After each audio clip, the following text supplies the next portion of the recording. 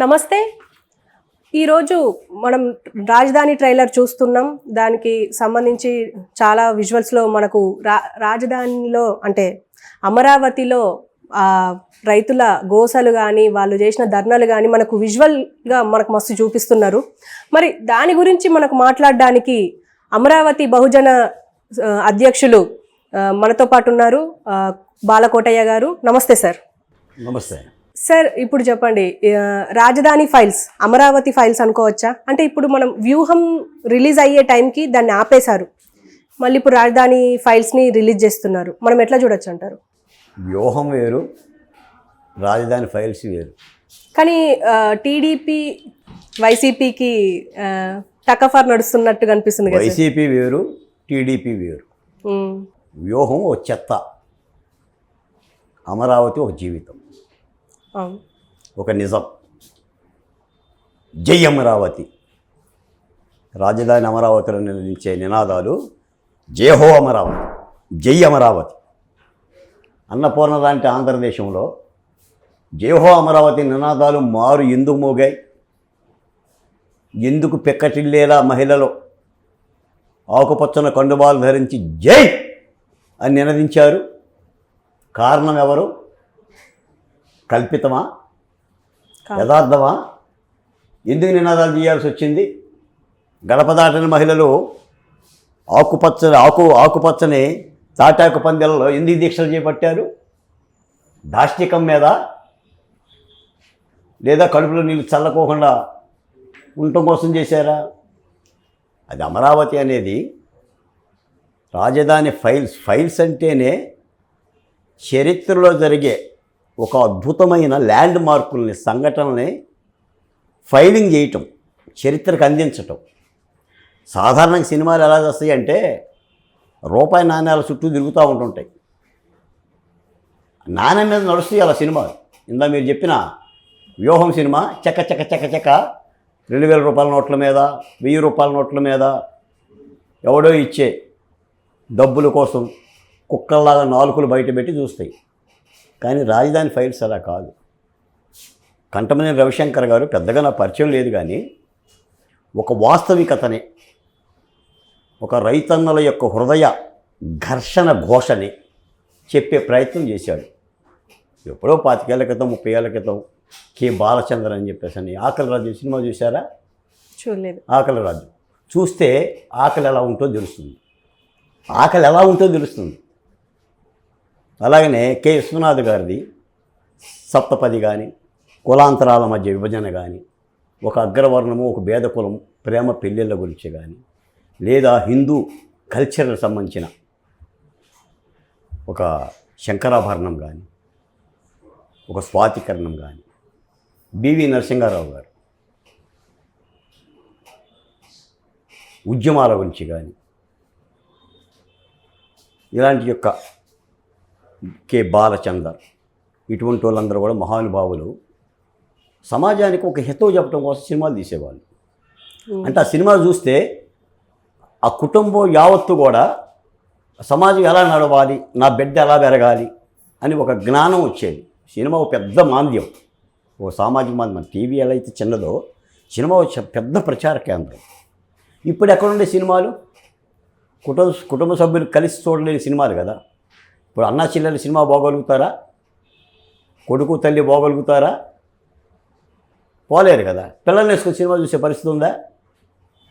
ఈ ప్రపంచంలో రూపాయి కోసం కక్కుర్తి పడకుండా ఆ రవిశంకర్ అనే ఆయన ఈ అమరావతికి సంబంధించిన అంశాన్ని ప్రజల ముందు ఎట్టాలని చెప్పేసి అని ప్రజల ముందు పెట్టి, నేను టీజర్ చూశాను.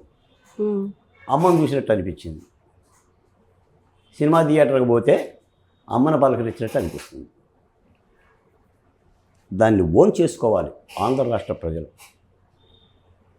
ఆ మహిళల యొక్క ఉద్యమ స్ఫూర్తిని భావితరాలకు అందించే ప్రయత్నం చేసిన ఆ ప్రయత్నాన్ని ఆశీర్వదించాలి. ఆ సినిమా ఆడాలి. ఆంధ్రుడన్న వాడు సినిమాని ఆడించాలి. ఇప్పటికది వ్యూస్ ప్రకారంగా దాదాపు 80 లక్షలకు పోయింది ఒక రోజులోనే. 80 లక్షల వ్యూస్కు పోయింది. పరిగెత్తాలి సినిమా. అవసరమైతే అనువాదంలో పోవాలి. తమిళనాడు, మరాఠీ, హిందీలో కూడా పోవాలి, అనువదించాలి. ఎందుకంటే ఒక దాష్టీకంగా జరిగిన తిరుగుబాటు. ఇప్పుడు ఆ సినిమాలో డైలాగ్ ఉంది, 140 కోట్ల మంది ప్రజలున్న దేశానికి ఒకటే రాజధాని, 5.5 కోట్ల మంది ఉన్న రాష్ట్రానికి 4 రాజధానుల. ఒక అహంకారం, వేల మంది రైతుల కన్నీళ్ళు, కోట్ల మంది ప్రజల భవిష్యత్తు. దుర్మార్గం అది. మేము అమరావతి ఉద్యమంలోనే చెప్పాం, ఆ తల్లులకు చెప్పాం, ఆ రైతన్నలకు చెప్పాం. ఈ రోజున ఏడ్చిన వగచి కన్నీళ్ళు ఇంకిపోయిన భావితరాల్లో నీ మనవడు చెప్తాడమ్మ మీ గురించి. మా అమ్మ తుళ్ళూరు శిబిరంలో ఆకుపచ్చని కండువా వేసుకొని ఉద్యమం చేస్తూ రామకోటి రాసింది, హనుమంత్ చాలీసా చదివింది, సచివాలయం మీద ముట్టలకు పోయిందంట, ఎవడో పోలీసుడు చీర లాగితే మమ్మ జుంకిందంట, పులిలాగా కొట్టారంట మమ్మల్ని పోలీసు వాళ్ళు. భూములు ఇచ్చిన నేరానికి ఒక రాష్ట్రానికి రాజధాని భిక్ష పెడితే అప్పుడున్న ప్రభుత్వం, ముఖ్యంగా ముఖ్యమంత్రి జగన్మోహన్ రెడ్డి గారు ఒక రావణుడై, 10 తలల రావణుడై వాళ్ళ మీద దాష్టీకం చేస్తే పచ్చని పల్లె సీమలన్నీ కూడా పోలీసుల పదగట్టలతో కథం దొక్కితే, భయపెడితే, కేసులు పెడితే, ఎదురు రొమ్ముల మీద చెయ్యేసి అరెస్ట్ చేస్తే ఉద్యమాలు చేశారంట మా అవ్వ, మా తాత, మా దళిత సోదరులు అని చరిత్ర చెప్పుకోవాలి. అప్పుడే జీవితం ఉప్పగా ఉండదు, సప్పగా ఉండదు, తీయగా ఉంటుంది. ఆ ప్రయత్నం రవిశంకర్ గారు చేశారు.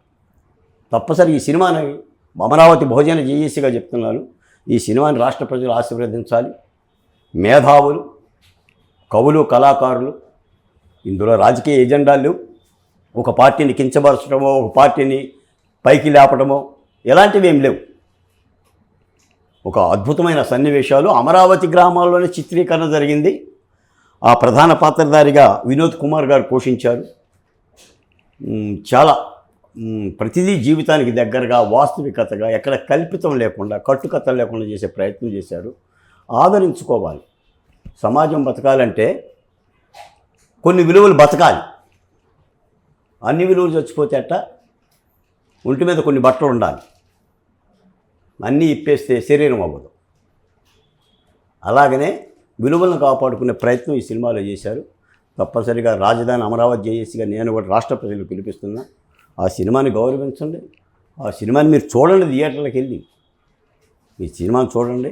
ఇంకో మాట కూడా చెప్తున్నా, రేపటి రాష్ట్ర ఎన్నికల్లో వెర్రవీగుతున్న జగన్మోహన్ రెడ్డి గారి ప్రభుత్వం కనుక కుప్పకూలితే అందులో రాజధాని ఫైల్స్ యొక్క భాగస్వామ్యం కూడా ఉంటుంది. చాలా చైతన్యవంతంగా సినిమా ఉంటుంది, చాలా గొప్పగా ఉంటుంది. తప్పనిసరిగా ఈ సినిమాను ఆశీర్వదించాల్సిన బాధ్యత తెలుగు ప్రజలు అందరి మీద ఉంది. 2 రాష్ట్రాల తెలుగు ప్రజల మీద ఉంది. రాజకీయాలకు అతీతంగా చెప్తున్నా. కాబట్టి ఇలాంటి సినిమాలు రావాలి, ఈ సినిమాకు ప్రోత్సాహం కావాలి. ఇప్పుడు వినోద్ కుమార్ గారి క్యారెక్టర్ ఉంది, ఇప్పుడు అందులో పాత్ర, అది రియల్గా ఎవరి పాత్ర ఉంది? ఎవరిని రిప్రజెంట్ చేసిండ్రు? ఇప్పుడు ఒక ఉద్యమ నాయకుడు, బహుశా అమరావతి జేఏసీలో బాలకోటయ్య కావచ్చు, లేదా పువ్వాడ సుధాకర్ కావచ్చు, లేదా మరొక నాయకురాలు కావచ్చు. ఒక ఉద్యమ భంగిమ అంటే చిత్రీకరణలో ఒక నాయకుడు ఉండాలి కాబట్టి పెట్టారు. సాధారణంగా నిజానికి ఏంటంటే అమరావతి ఉద్యమంలో 4 జేఏసీలుగా చేశారు. దళితుల జేఏసీ ఉంది, మైనార్టీల జేఏసీ ఉంది, రైతుల జేఏసీ ఉంది, మహిళల జేఏసీ ఉంది. ఉద్యమాలు అలా జరుగుతాయి. చిత్రీకరణ కోసం ఒక పాత్రని పెట్టి ఉద్యమాన్ని చేశారు. ఉద్యమం ఎవరు చేశారని కాదు, అంటే కంటెంట్ ఏంటి అంటే ఆ పదార్థంలో విలువ ఉందా లేదా. పదార్థంలో విలువ ఉంటే సినిమా బాగుంటుంది. నేను ఈ మధ్య ఒక సినిమా అంకురం అనే ఒక సినిమా చూసారా? అంకురం సినిమాలో ఒక నక్సలైట్ని అరెస్ట్ చేస్తారు. అతను ఎక్కడ పెట్టారో తెలియదు. అడ్వకేటు హేబియస్ కార్పస్ చేస్తాడు కోర్టులో, నక్సలైట్ని పట్టుకోమని చెప్తే ఈ నక్సలైట్ని దాచేస్తూ ఉంటుంటారు. ఒక పోలీస్ స్టేషన్లో నక్సలైట్తో పాటు ఒక సినిమా టికెట్లు అమ్ముకునే, బ్లాక్ టికెట్లు అమ్ముకునే ఒక దొంగ కూడా ఉంటాడు. ఆ లాయర్కి చెప్తారు, పలానా దొంగ ఉన్నాడు ఆ రోజు అని తీసుకురమ్మంటే ఆడు చెప్పడండి, ఆడు లాటరీ టికెట్లు అమ్ముకునే దొంగ అంటే పర్వాలేదు తీసుకురమ్మంటాడు. వాళ్ళు అడుగుతాడు లాయర్, సినిమాలు బాగా చూస్తావా అని. ఎందుకు చూడండి సార్, చాలా బాగా చూస్తాను. సినిమా చూసి ఎప్పుడన్నా ఏడ్చావా అని. ఎందుకు అడగలేదు సార్, రక్త సంబంధం సినిమాలో రామారావు సావిత్రి విడిపోతుంటే ఎక్కి ఏడ్చానండి, గుండమ్మ కథలు ఏడ్చానండి, పన్నెంటి కాపురంలో ఏడ్చానండి అని చెప్తాడు. వీడు సాక్ష్యాన్ని పనికి వస్తాడు అంటాడు. ఖచ్చితంగా అతను కోర్టులో నిలబెడితే ఆ రోజు నక్సలైట్ ఖైదీని నా పక్కనే అరెస్ట్ చేసి పెట్టారని చెప్పి సాక్ష్యం చెప్తాడు. అంటే ఆ విలువ జీవితంలో, ఆ విలువ, అలాగనే ఈ సినిమాలో ఆ విలువ ఉంది. సినిమా దిగ్విజయంగా సక్సెస్ అవుతుంది. ఎందుకంటే చాలా ఇప్పటికే దాని మీద విపరీతమైన మంచి పాజిటివ్ ఒపీనియన్ ఉంది, పాజిటివ్ వేవ్ వస్తుంది. అందుకే సాధారణంగా నాకు తెలిసిందే కొన్ని టీవీ ఛానల్లో దీన్ని వ్యూహంతో పోలుస్తున్నారు. అది వ్యూహం కాదు, అసలు వ్యూహానికి ఎలాంటి సినిమాలకి సంబంధం లేదు. అవి రాజకీయాల కోసం పెయిడ్ సినిమాలు అవి.